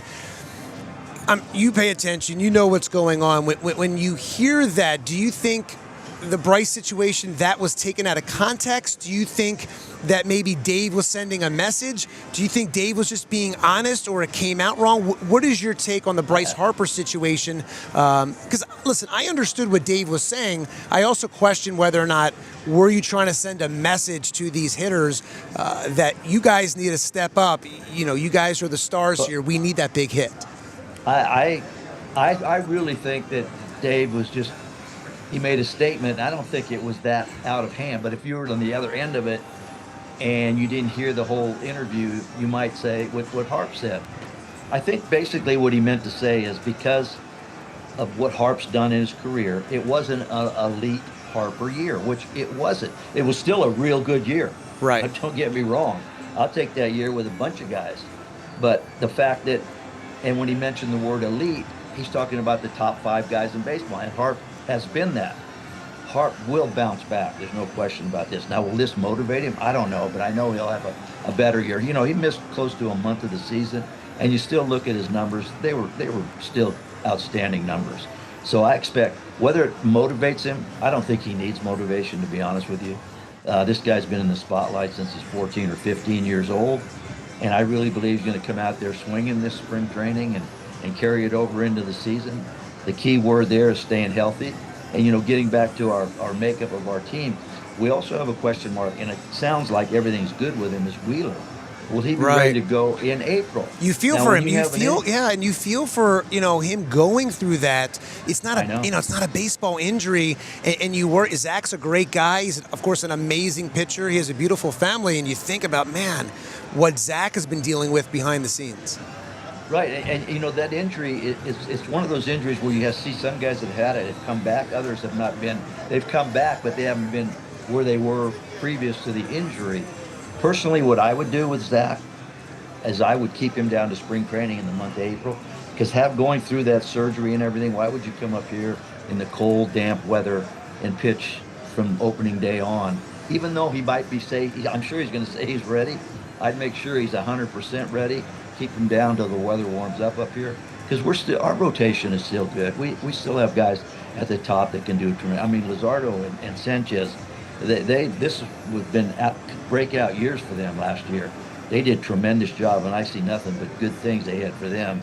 And then you still have Aaron Nola, who I thought at the end of the year pitched very good, and you have Walker, Painter's coming up. Yeah. Who I think it takes usually over a year. People think, why wasn't he up? A lot of times it takes a little bit more than a year. One thing about it, I watched him pitch at AAA. His velocity's there. The one issue that was not where it should be was the command. And if you talk to people that had Tommy John, that's the last thing that comes. So I expect big things out of Painter this year. He's going to be healthy. He's had over a year with that surgery, and he's a great kid. He works hard. I expect him to have a pretty good year this year. Yeah, well, look, let's hope that the Phillies have some infused energy into this club. Things turn around next season. I like the fact that they're bringing back Topper. I like the fact that it feels like they're going to bring back this core. They're not going to blow it up, and that this team will be, hopefully having a parade down Broad Street next year. I agree. Bringing back. You talk about bringing out some youth. Crawford, to me, Justin Crawford. Sure. Unless something happens, I think he's going to be in our lineup. And if you watch this guy play, he's electric. He brings a lot of energy to the ball club. He's over a 300 hitter no matter where he plays. He plays good outfield. I consider him like a left fielder, but could he play center? No question. I agree with you. You need that good combination of veteran guys, plus you want to bring up the new guys that are young. And we got a kid named Miller Aiden Miller that's not going to be far away. I'm not saying he's going to open up with us, but he'll be knocking on the door before the year's over. There's no question about And that. that's what you need. I mean, look at the Blue Jays. I mean, they had some guys come up from AAA, some guys even from Single A, right? I mean, that made a huge impact. Yeah.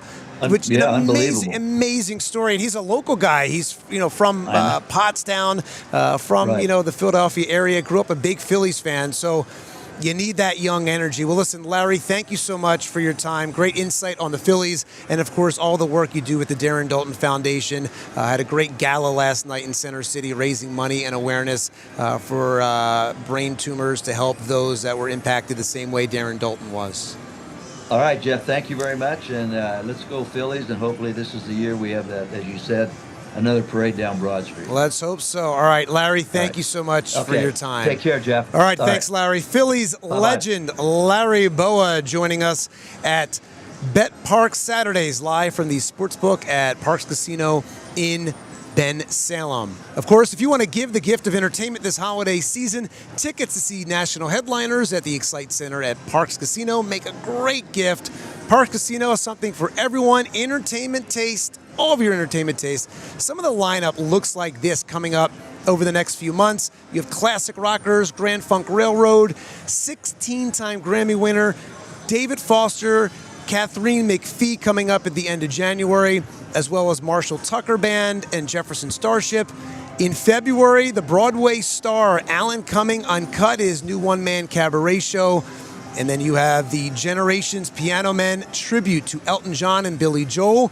And a big one in March 14th, comedian Tracy Morgan is coming to Ben Salem along with Kathleen Madigan. The day drinking tour coming up in April, followed by Melissa Etheridge. Tickets still available in December. The acapella sounds of Straight No Chaser on December 5th, as well as December 6th. Comedian Ken Jeong, remember him from the Hangover movies? He will be here as well as the Get the Lead Out Ultimate Zeppelin Tribute. ParxCasino.com/entertainment. You can get your tickets there. You must be, of course, 21. Gambling problem, call 1-800-GAMBLER. So great insight from Larry Bowa, Lomas Brown. And let's get back to the Eagles' big Sunday night football against the Lions. 7-2 Philadelphia Eagles against the 6-3 Detroit Lions. Eagles are the favorites by 2.5? 2.5 point favorites are the Philadelphia Eagles. My next guest on the show today, longtime NFL Network reporter Omar Ruiz. He does a great job covering the league. We get into lots of topics around the league. Of course, we're in the bubble here in Philadelphia. Lots of frustrations about the Eagles, but are the Eagles an elite team? Are the Eagles the best team in the NFL despite the offensive issues? We're going to talk about that with Omar Ruiz, as well as the future of the tush push. A lot of conversations have been made over the last year or so about the tush push. He has a great perspective about that, as well as will we be seeing more games in Europe, international games? We will find out. Let's talk to Omar Ruiz from NFL Network. Take a listen. Omar Ruiz from NFL Network. What's happening? Jeff, not only am I from NFL Network, I am in NFL Network, and we are coming to you live from the Red Zone studio. It's the quietest place on the NFL Network campus, Monday through Saturday. And then, of course, on Sunday, millions watch Scott Hansen do his thing from that green screen behind me there. But here for this, it is very quiet. I don't know what's more impressive about what Scott does. By the way, Scott, he used to work in Philadelphia. He was a sportscaster. Yep. I don't know what's more impressive. The fact that he can just rattle off all these games, all this excitement for, 10 hours, or he doesn't have to go to the bathroom. I'm not sure what's more impressive, that he doesn't drink a single thing and can talk that long. Yeah, Scott is as good as there gets as Red Zone, as a broadcaster, but his bladder is even better. I'll share a funny story with you. During COVID, I was the backup Red Zone person, just in case, Scott Hansen ever tested positive, whatever, we wouldn't skip a beat. And so during the preseason of that year, I got to do the run through, the rehearsal. Scott was out of town. So I'm there. We're on a Friday night when there's 7 games happening at the same time in the preseason.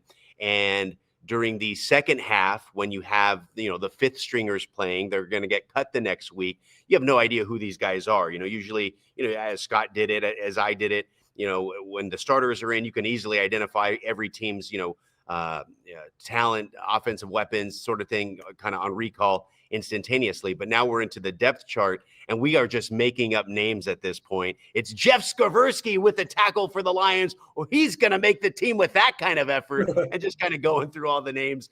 So it was a fun thing. But Scott is as good as it gets. He does awesome here, and it's right here behind us. Nice. Very nice. Obviously a big weekend. What are the big stories at NFL Network and around the league right now that you're covering today?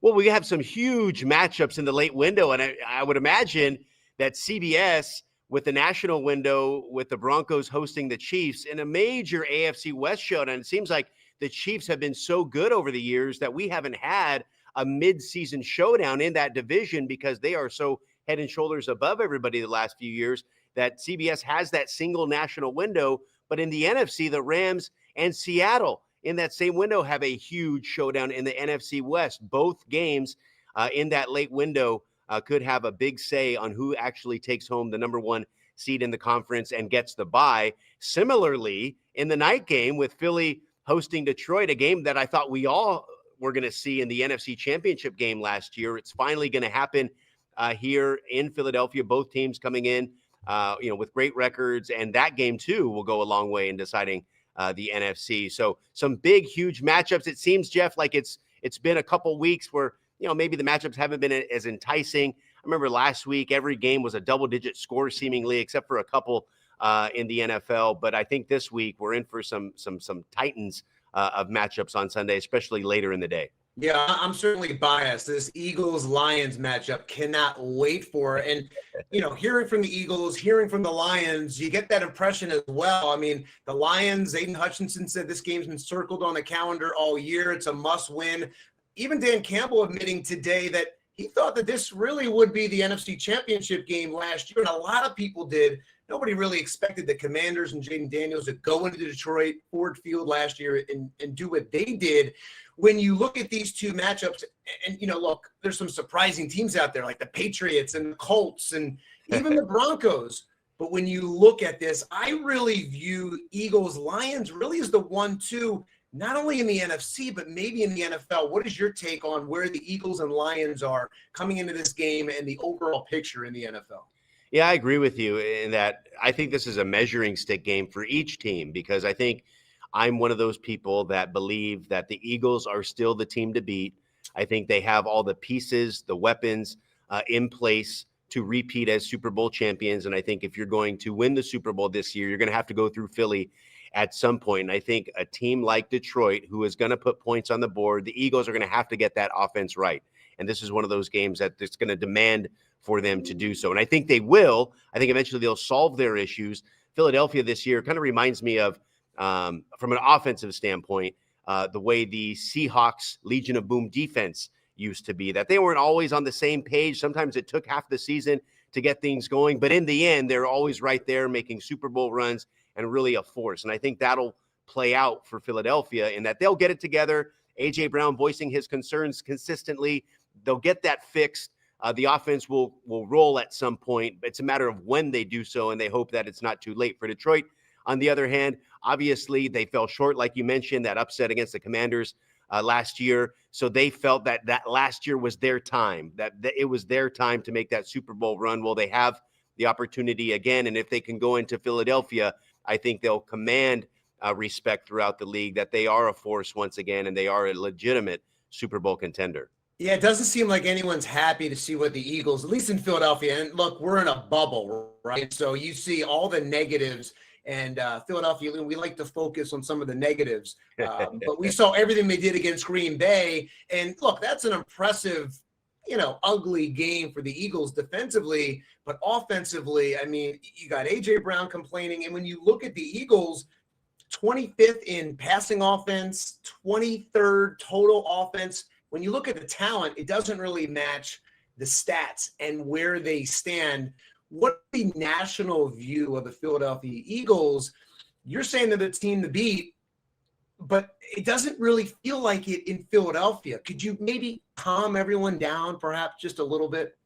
Yeah, because I think for the Eagles, like I mentioned, the pieces are in place. They have a Super Bowl caliber quarterback, Super Bowl winning quarterback. all the weapons that they have there, haven't changed since last year when they were a juggernaut. The offensive line is still as good as, maybe not as ever they've been, but they still have Jeff Stoutland. They still have all that talent up front. So, they're going to be a factor. Getting a new offensive coordinator and Kevin Patullo, sometimes it just takes time for the offense to gel, and every team is different.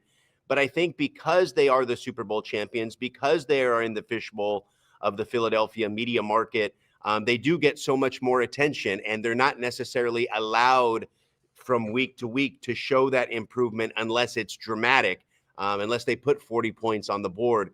Then they're going to be under some heavy criticism. But again, you kind of take the lens out that I think they will find, what's wrong. They will find consistency, and they will be a force once again. I remember, last year when they got rolling in that second half, there was that stretch maybe from week 11 to week 12 through 14, 15, somewhere as the second half got underway, they were rolling through people. Nobody was even close. And that happened again in the playoffs. So I think that they will find it, at some point, and they have to be consistent with it, because obviously in the playoffs, you could be one and done if you have a bad Sunday. But I think they have the remainder of the season to figure it out, to find that consistency. And I think it starts against Detroit. I think sometimes when you're the Super Bowl champions, and going back to that comparison with the Seahawks, sometimes they have to find some sort of adversity, some sort of outside, motivation to get themselves going, because they are the Super Bowl champions. Their juices don't get flowing until January, so to speak. And I think a game like Detroit on Sunday Night Football, when all the criticism has been thrown their way, is the force, the galvanizing force that can get them going and really spark a second half run for them. This kind of sums up a few stories that sums up Philadelphia Eagles fans and really Philadelphia sports fans. Earlier this year, everybody's complaining. And you think about that Rams game to take you back on that blocked field goal to win it, touchdown by Jordan Davis. That entire first half, if you were listening to the people in the stands and the Eagles fans, you would think this football team has never won a game, let alone just coming off a Super Bowl, having won 2 in the last, 8 years. You would think this team has never won a single game, let alone 2 Super Bowls over the last decade. And then, bam, second half, they get on a run. Unbelievable, one of the best comebacks in NFL history, really. And then I really do think about when the Eagles won their first Super Bowl, the first week, opening week against the Atlanta Falcons, the Eagles get booed off the field at the half against Atlanta. They had just raised the Super Bowl first ever banner at Lincoln Financial Field. And people were booing in the first half. You're like, come on, they just got their rings, like relax. And the other one was when the Phillies won the World Series in 2008. They made a run, by the way, against your Dodgers that year. Then in 2009, opening day, first game at home, the Phillies are getting booed, 3 innings in 90 minutes after getting their World Series rings. And I'm just going, can we just give them a little slack? Can we cut them a little break? But again, we're in that fishbowl where nothing is ever good enough. And I know the Eagles feel the same way in the sense of Jalen Hurts and A.J. Brown. They just want it to be better. And you're certainly a belief that it will eventually click. And look, they're sitting pretty. They're essentially the number 1 seed in the NFC right now. And I think something that we don't talk about enough, because we're so focused on style points and how pretty their offense can look, and the fact that they're not living up to those expectations is what we focus on. But they're learning how to win in different ways. And I think that for as long as the experience that the Eagles have, as long as this core with Nick Sirianni and A.J. Brown and Jalen Hurts and Devontae Smith, as long as they've been together, they've won consistently. But each team, each year is different. And the 2025 Eagles are learning how to win close games. They're fighting through adversity. They're still coming up with W's at the end of the day. And I think that is something that we cannot undersell in an NFL season. And I say the same thing about, you mentioned the Broncos a little earlier. The Broncos, a lot of people are perplexed that Bo Nix hasn't maybe taken that next step here in the second year. But this is a team that consistently finds way to win in the fourth quarter. And once we get to January, when they've been in those struggles during the year and they find ways to win in the fourth quarter, even when they're not at their best, those are some valuable lessons that you learn during a regular season that can show up come playoff time. So even though there's been a lot of negativity, a lot of negative energy around the Eagles this year, they are finding ways to win. And that's something that we might not see until the playoffs. but could be huge down the stretch. Yeah, Bo Nix, he's smart. He said he deleted his social media this week. He talked about that. Maybe AJ Brown should delete the social media and the video games late at night. Because I think, why air out all the grievances? Among the other grievances with the Eagles really has been this silly debate to me. Is Jalen Hurts a top 5 quarterback? And I always go, does it matter? Like, Jalen Hurts is your quarterback. He's a Super Bowl MVP. He's led you to 2 Super Bowls in the last few years. What else do you want? And can you even get the other quarterback, right? Like, you're not getting Patrick Mahomes. He's not coming here. So what is this silly argument? Yeah, I don't see that at all, because when Jalen Hurts in the biggest games of his life, even the Super Bowl that they lost, he showed up and had one of the greatest games of all time. And he consistently shows up. And what I'll say about, their offense, aside from the inconsistency,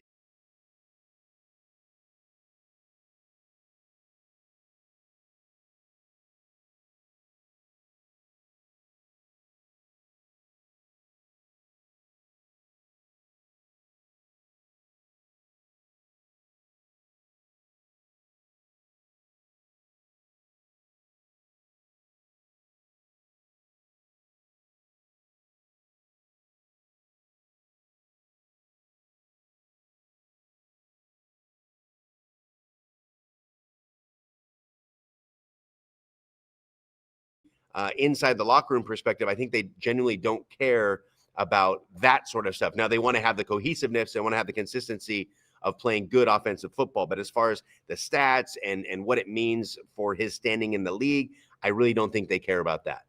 Micah Parsons earlier this year said everybody around the league hates the tush push. And I'm sure it's going to be even a bigger conversation in the offseason, and maybe another team's going to try to, spearhead the, the possibility of trying to get it out of the league again. What do you think the national perspective is around the league, among other teams, other players, about the tush push? Is it really hated?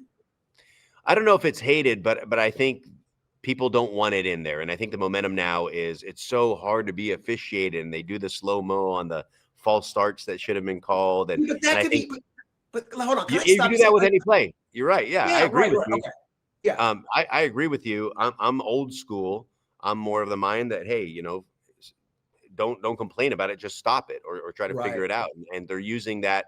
They're using their offensive line. They're using their strength of their, physically gifted quarterback to execute a play to a high level. And in this day and age in the NFL, where it's a game of inches and there's so much parity, when you can find an edge, you have to take advantage of that and really exploit it. And the Eagles have done that very well. But I think when you're talking about the national perspective, I think, the avenue this offseason will be not a health and safety issue, because I think that's where last year, from the ownership perspective, when they're voting whether to keep it or not, a lot of the people complaining were like, hey, it doesn't look right.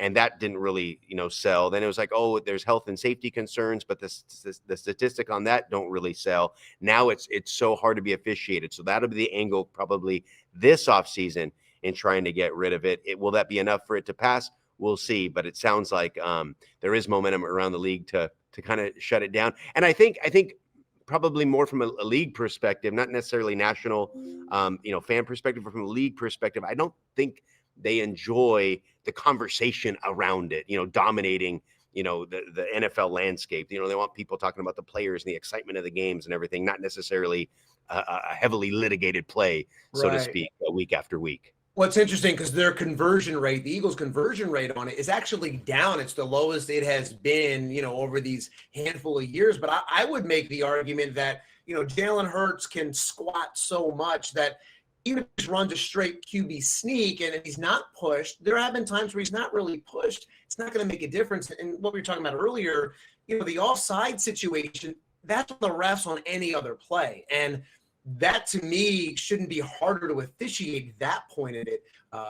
And so I do have a hard time, going, how do you say just get it out of the league? Because at the end of the day, it is some people say it's a rugby play, but Jordan Mailata, who grew up playing rugby, just learned how to play football about 2 minutes ago, and now he's a star left tackle. Even he says it's not even close to rugby. So look, maybe it will get the momentum. It felt like it was close until, Jason Kelsey came in at the league meetings, the owners meetings, and, came in for that kill shot. But it is interesting to hear that debate around the league. And, maybe it's like this sexy conversation in a way, Philadelphia and this and that. But I don't see a big issue with the play. And I like Dan Campbell's mentality, which is the old school approach. Just stop it. Just stop it. What's the problem?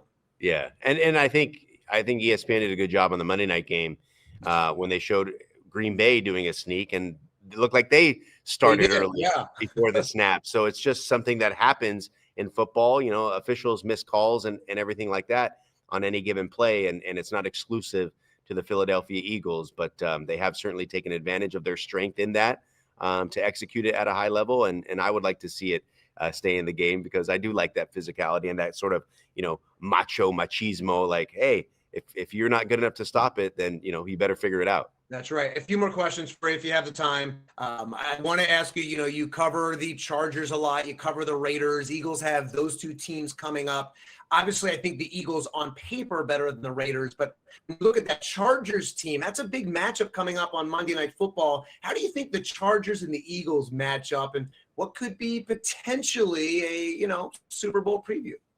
Well, I think the Chargers philosophically would like to build their team like the Eagles have, just from the inside out, from the trenches, and being physically superior up front, both on the defensive and offensive lines. And we've seen with the Chargers just so many injuries to that offensive line. Joe Alt recently re-injured his ankle. He's out for the season. He was star left tackle, a top 5 pick last year, moved over to left tackle because their star left tackle, Rashawn Slater, was hurt in the training camp and is out for the season. So now they're without their big Pro Bowl tackles. So I think from that standpoint, the Eagles should physically overpower the Chargers, but philosophically, they're a team that wants to match. Jim Harbaugh for years has wanted to play, a physical run, smash mouth style of football, just like they do in Philadelphia. And I think just like they do in Philadelphia, they have the weapons to open up the pass game when appropriate, when necessary. And that's what the Chargers have with Justin Herbert, and now,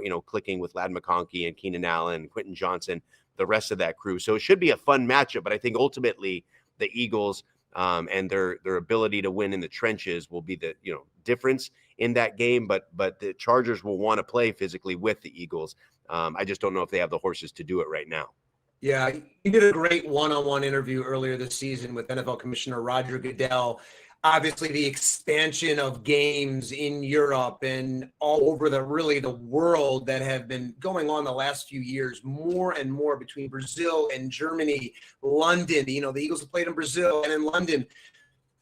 How close do you think we are to the NFL really having a team in Europe?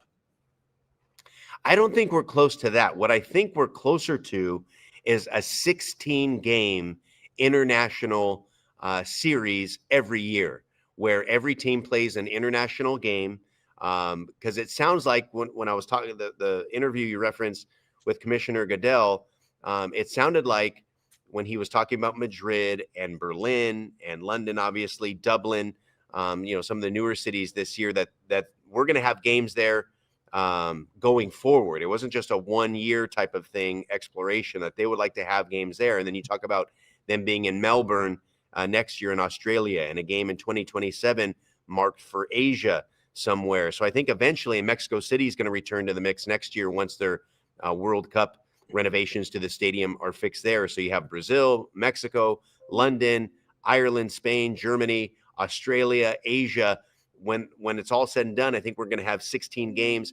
Every team's going to have an international game, and then that will be the regularity on the international front, not necessarily a team, but a full essential season schedule on the international markets. And I think once we get there, I think personally, you have to go to 18 games and maybe 2 buys if that happens. But that's a whole other NFLPA, NFL fight that has to happen before we get to that. It's so funny because, people complain about how far it is, how long it takes to get to London or Mexico City or, Brazil. And I always go, have you been to Seattle? And I know you go out to cover the Seahawks once in a while. It takes forever, no matter where you're at in the country, probably even San Francisco, to get out to Seattle. And I'm like, how is it that much different than getting out to, to face the Seahawks? And it's interesting you say that, because that was the Rams' philosophy this year in preparing for their London game against the Jaguars. They played the Ravens, and then they stayed in Baltimore, practiced at Camden Yards,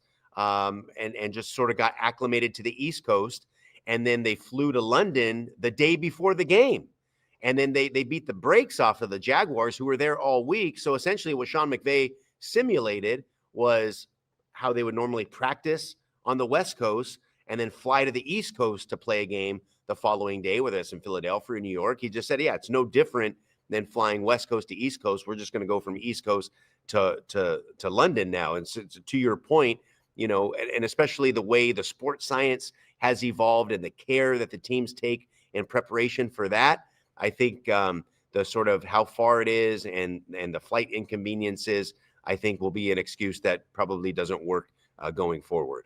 Yeah, you know, the Broncos did something similar. Sean Payton did something very similar when they came to Philadelphia and beat the Eagles. And then there was a story, he did a victory lap with the team bus down Broad Street. Because, you know, Sean Payton grew up in Philadelphia as a kid, grew up a big Eagles, Phillies, Flyers, Sixers fan, drove the bus down Broad Street back to the hotel. They changed, had some dinner, and then they flew out to Europe for their international game. So it is interesting, some of the approaches on how to handle it. But look, one last thing for you. Sunday Night Football, who are you picking? Don't say Lions. Yeah, well, I would have to pick the Eagles in this one, you know, home field. And like I said, I think at some point a sense of urgency will settle in for the offense. They'll find it. And I think playing a good Detroit team that leads the league in scoring coming in will force the Eagles to get it right. And sometimes that's kind of what you need. You know, it's just you can talk about it as much as you want during the week. But on Sunday, when you have to score more points, you know, the offense, you know, usually can find its rhythm. And I think Philly will do that on Sunday. Omar Ruiz from NFL Network, we appreciate you joining us. Thank you so much. Great insight, great conversation. Always great to see you, and enjoy the rest of this amazing NFL season. Yeah, thank you, Jeff. Appreciate you having me, man. Look forward All right, to good seeing you, Omar. There you have it from NFL Network reporter Omar Ruiz. Great insight from Omar. Give him a follow on X, Twitter, whatever you want to call it, Omar D. Ruiz. Again, he believes the tush push will be banned next season. Something to watch out for with that. There's been a lot of talk, a lot of speculation about that controversial play throughout the NFL. Well, that'll do it for us today on BETPARX Saturday from Ben Salem and Parx Casino. For my producer, Andrew Frazier, I'm Jeff Skversky. We'll see you back here next Saturday. Thanks for watching. We all silly like the mayor.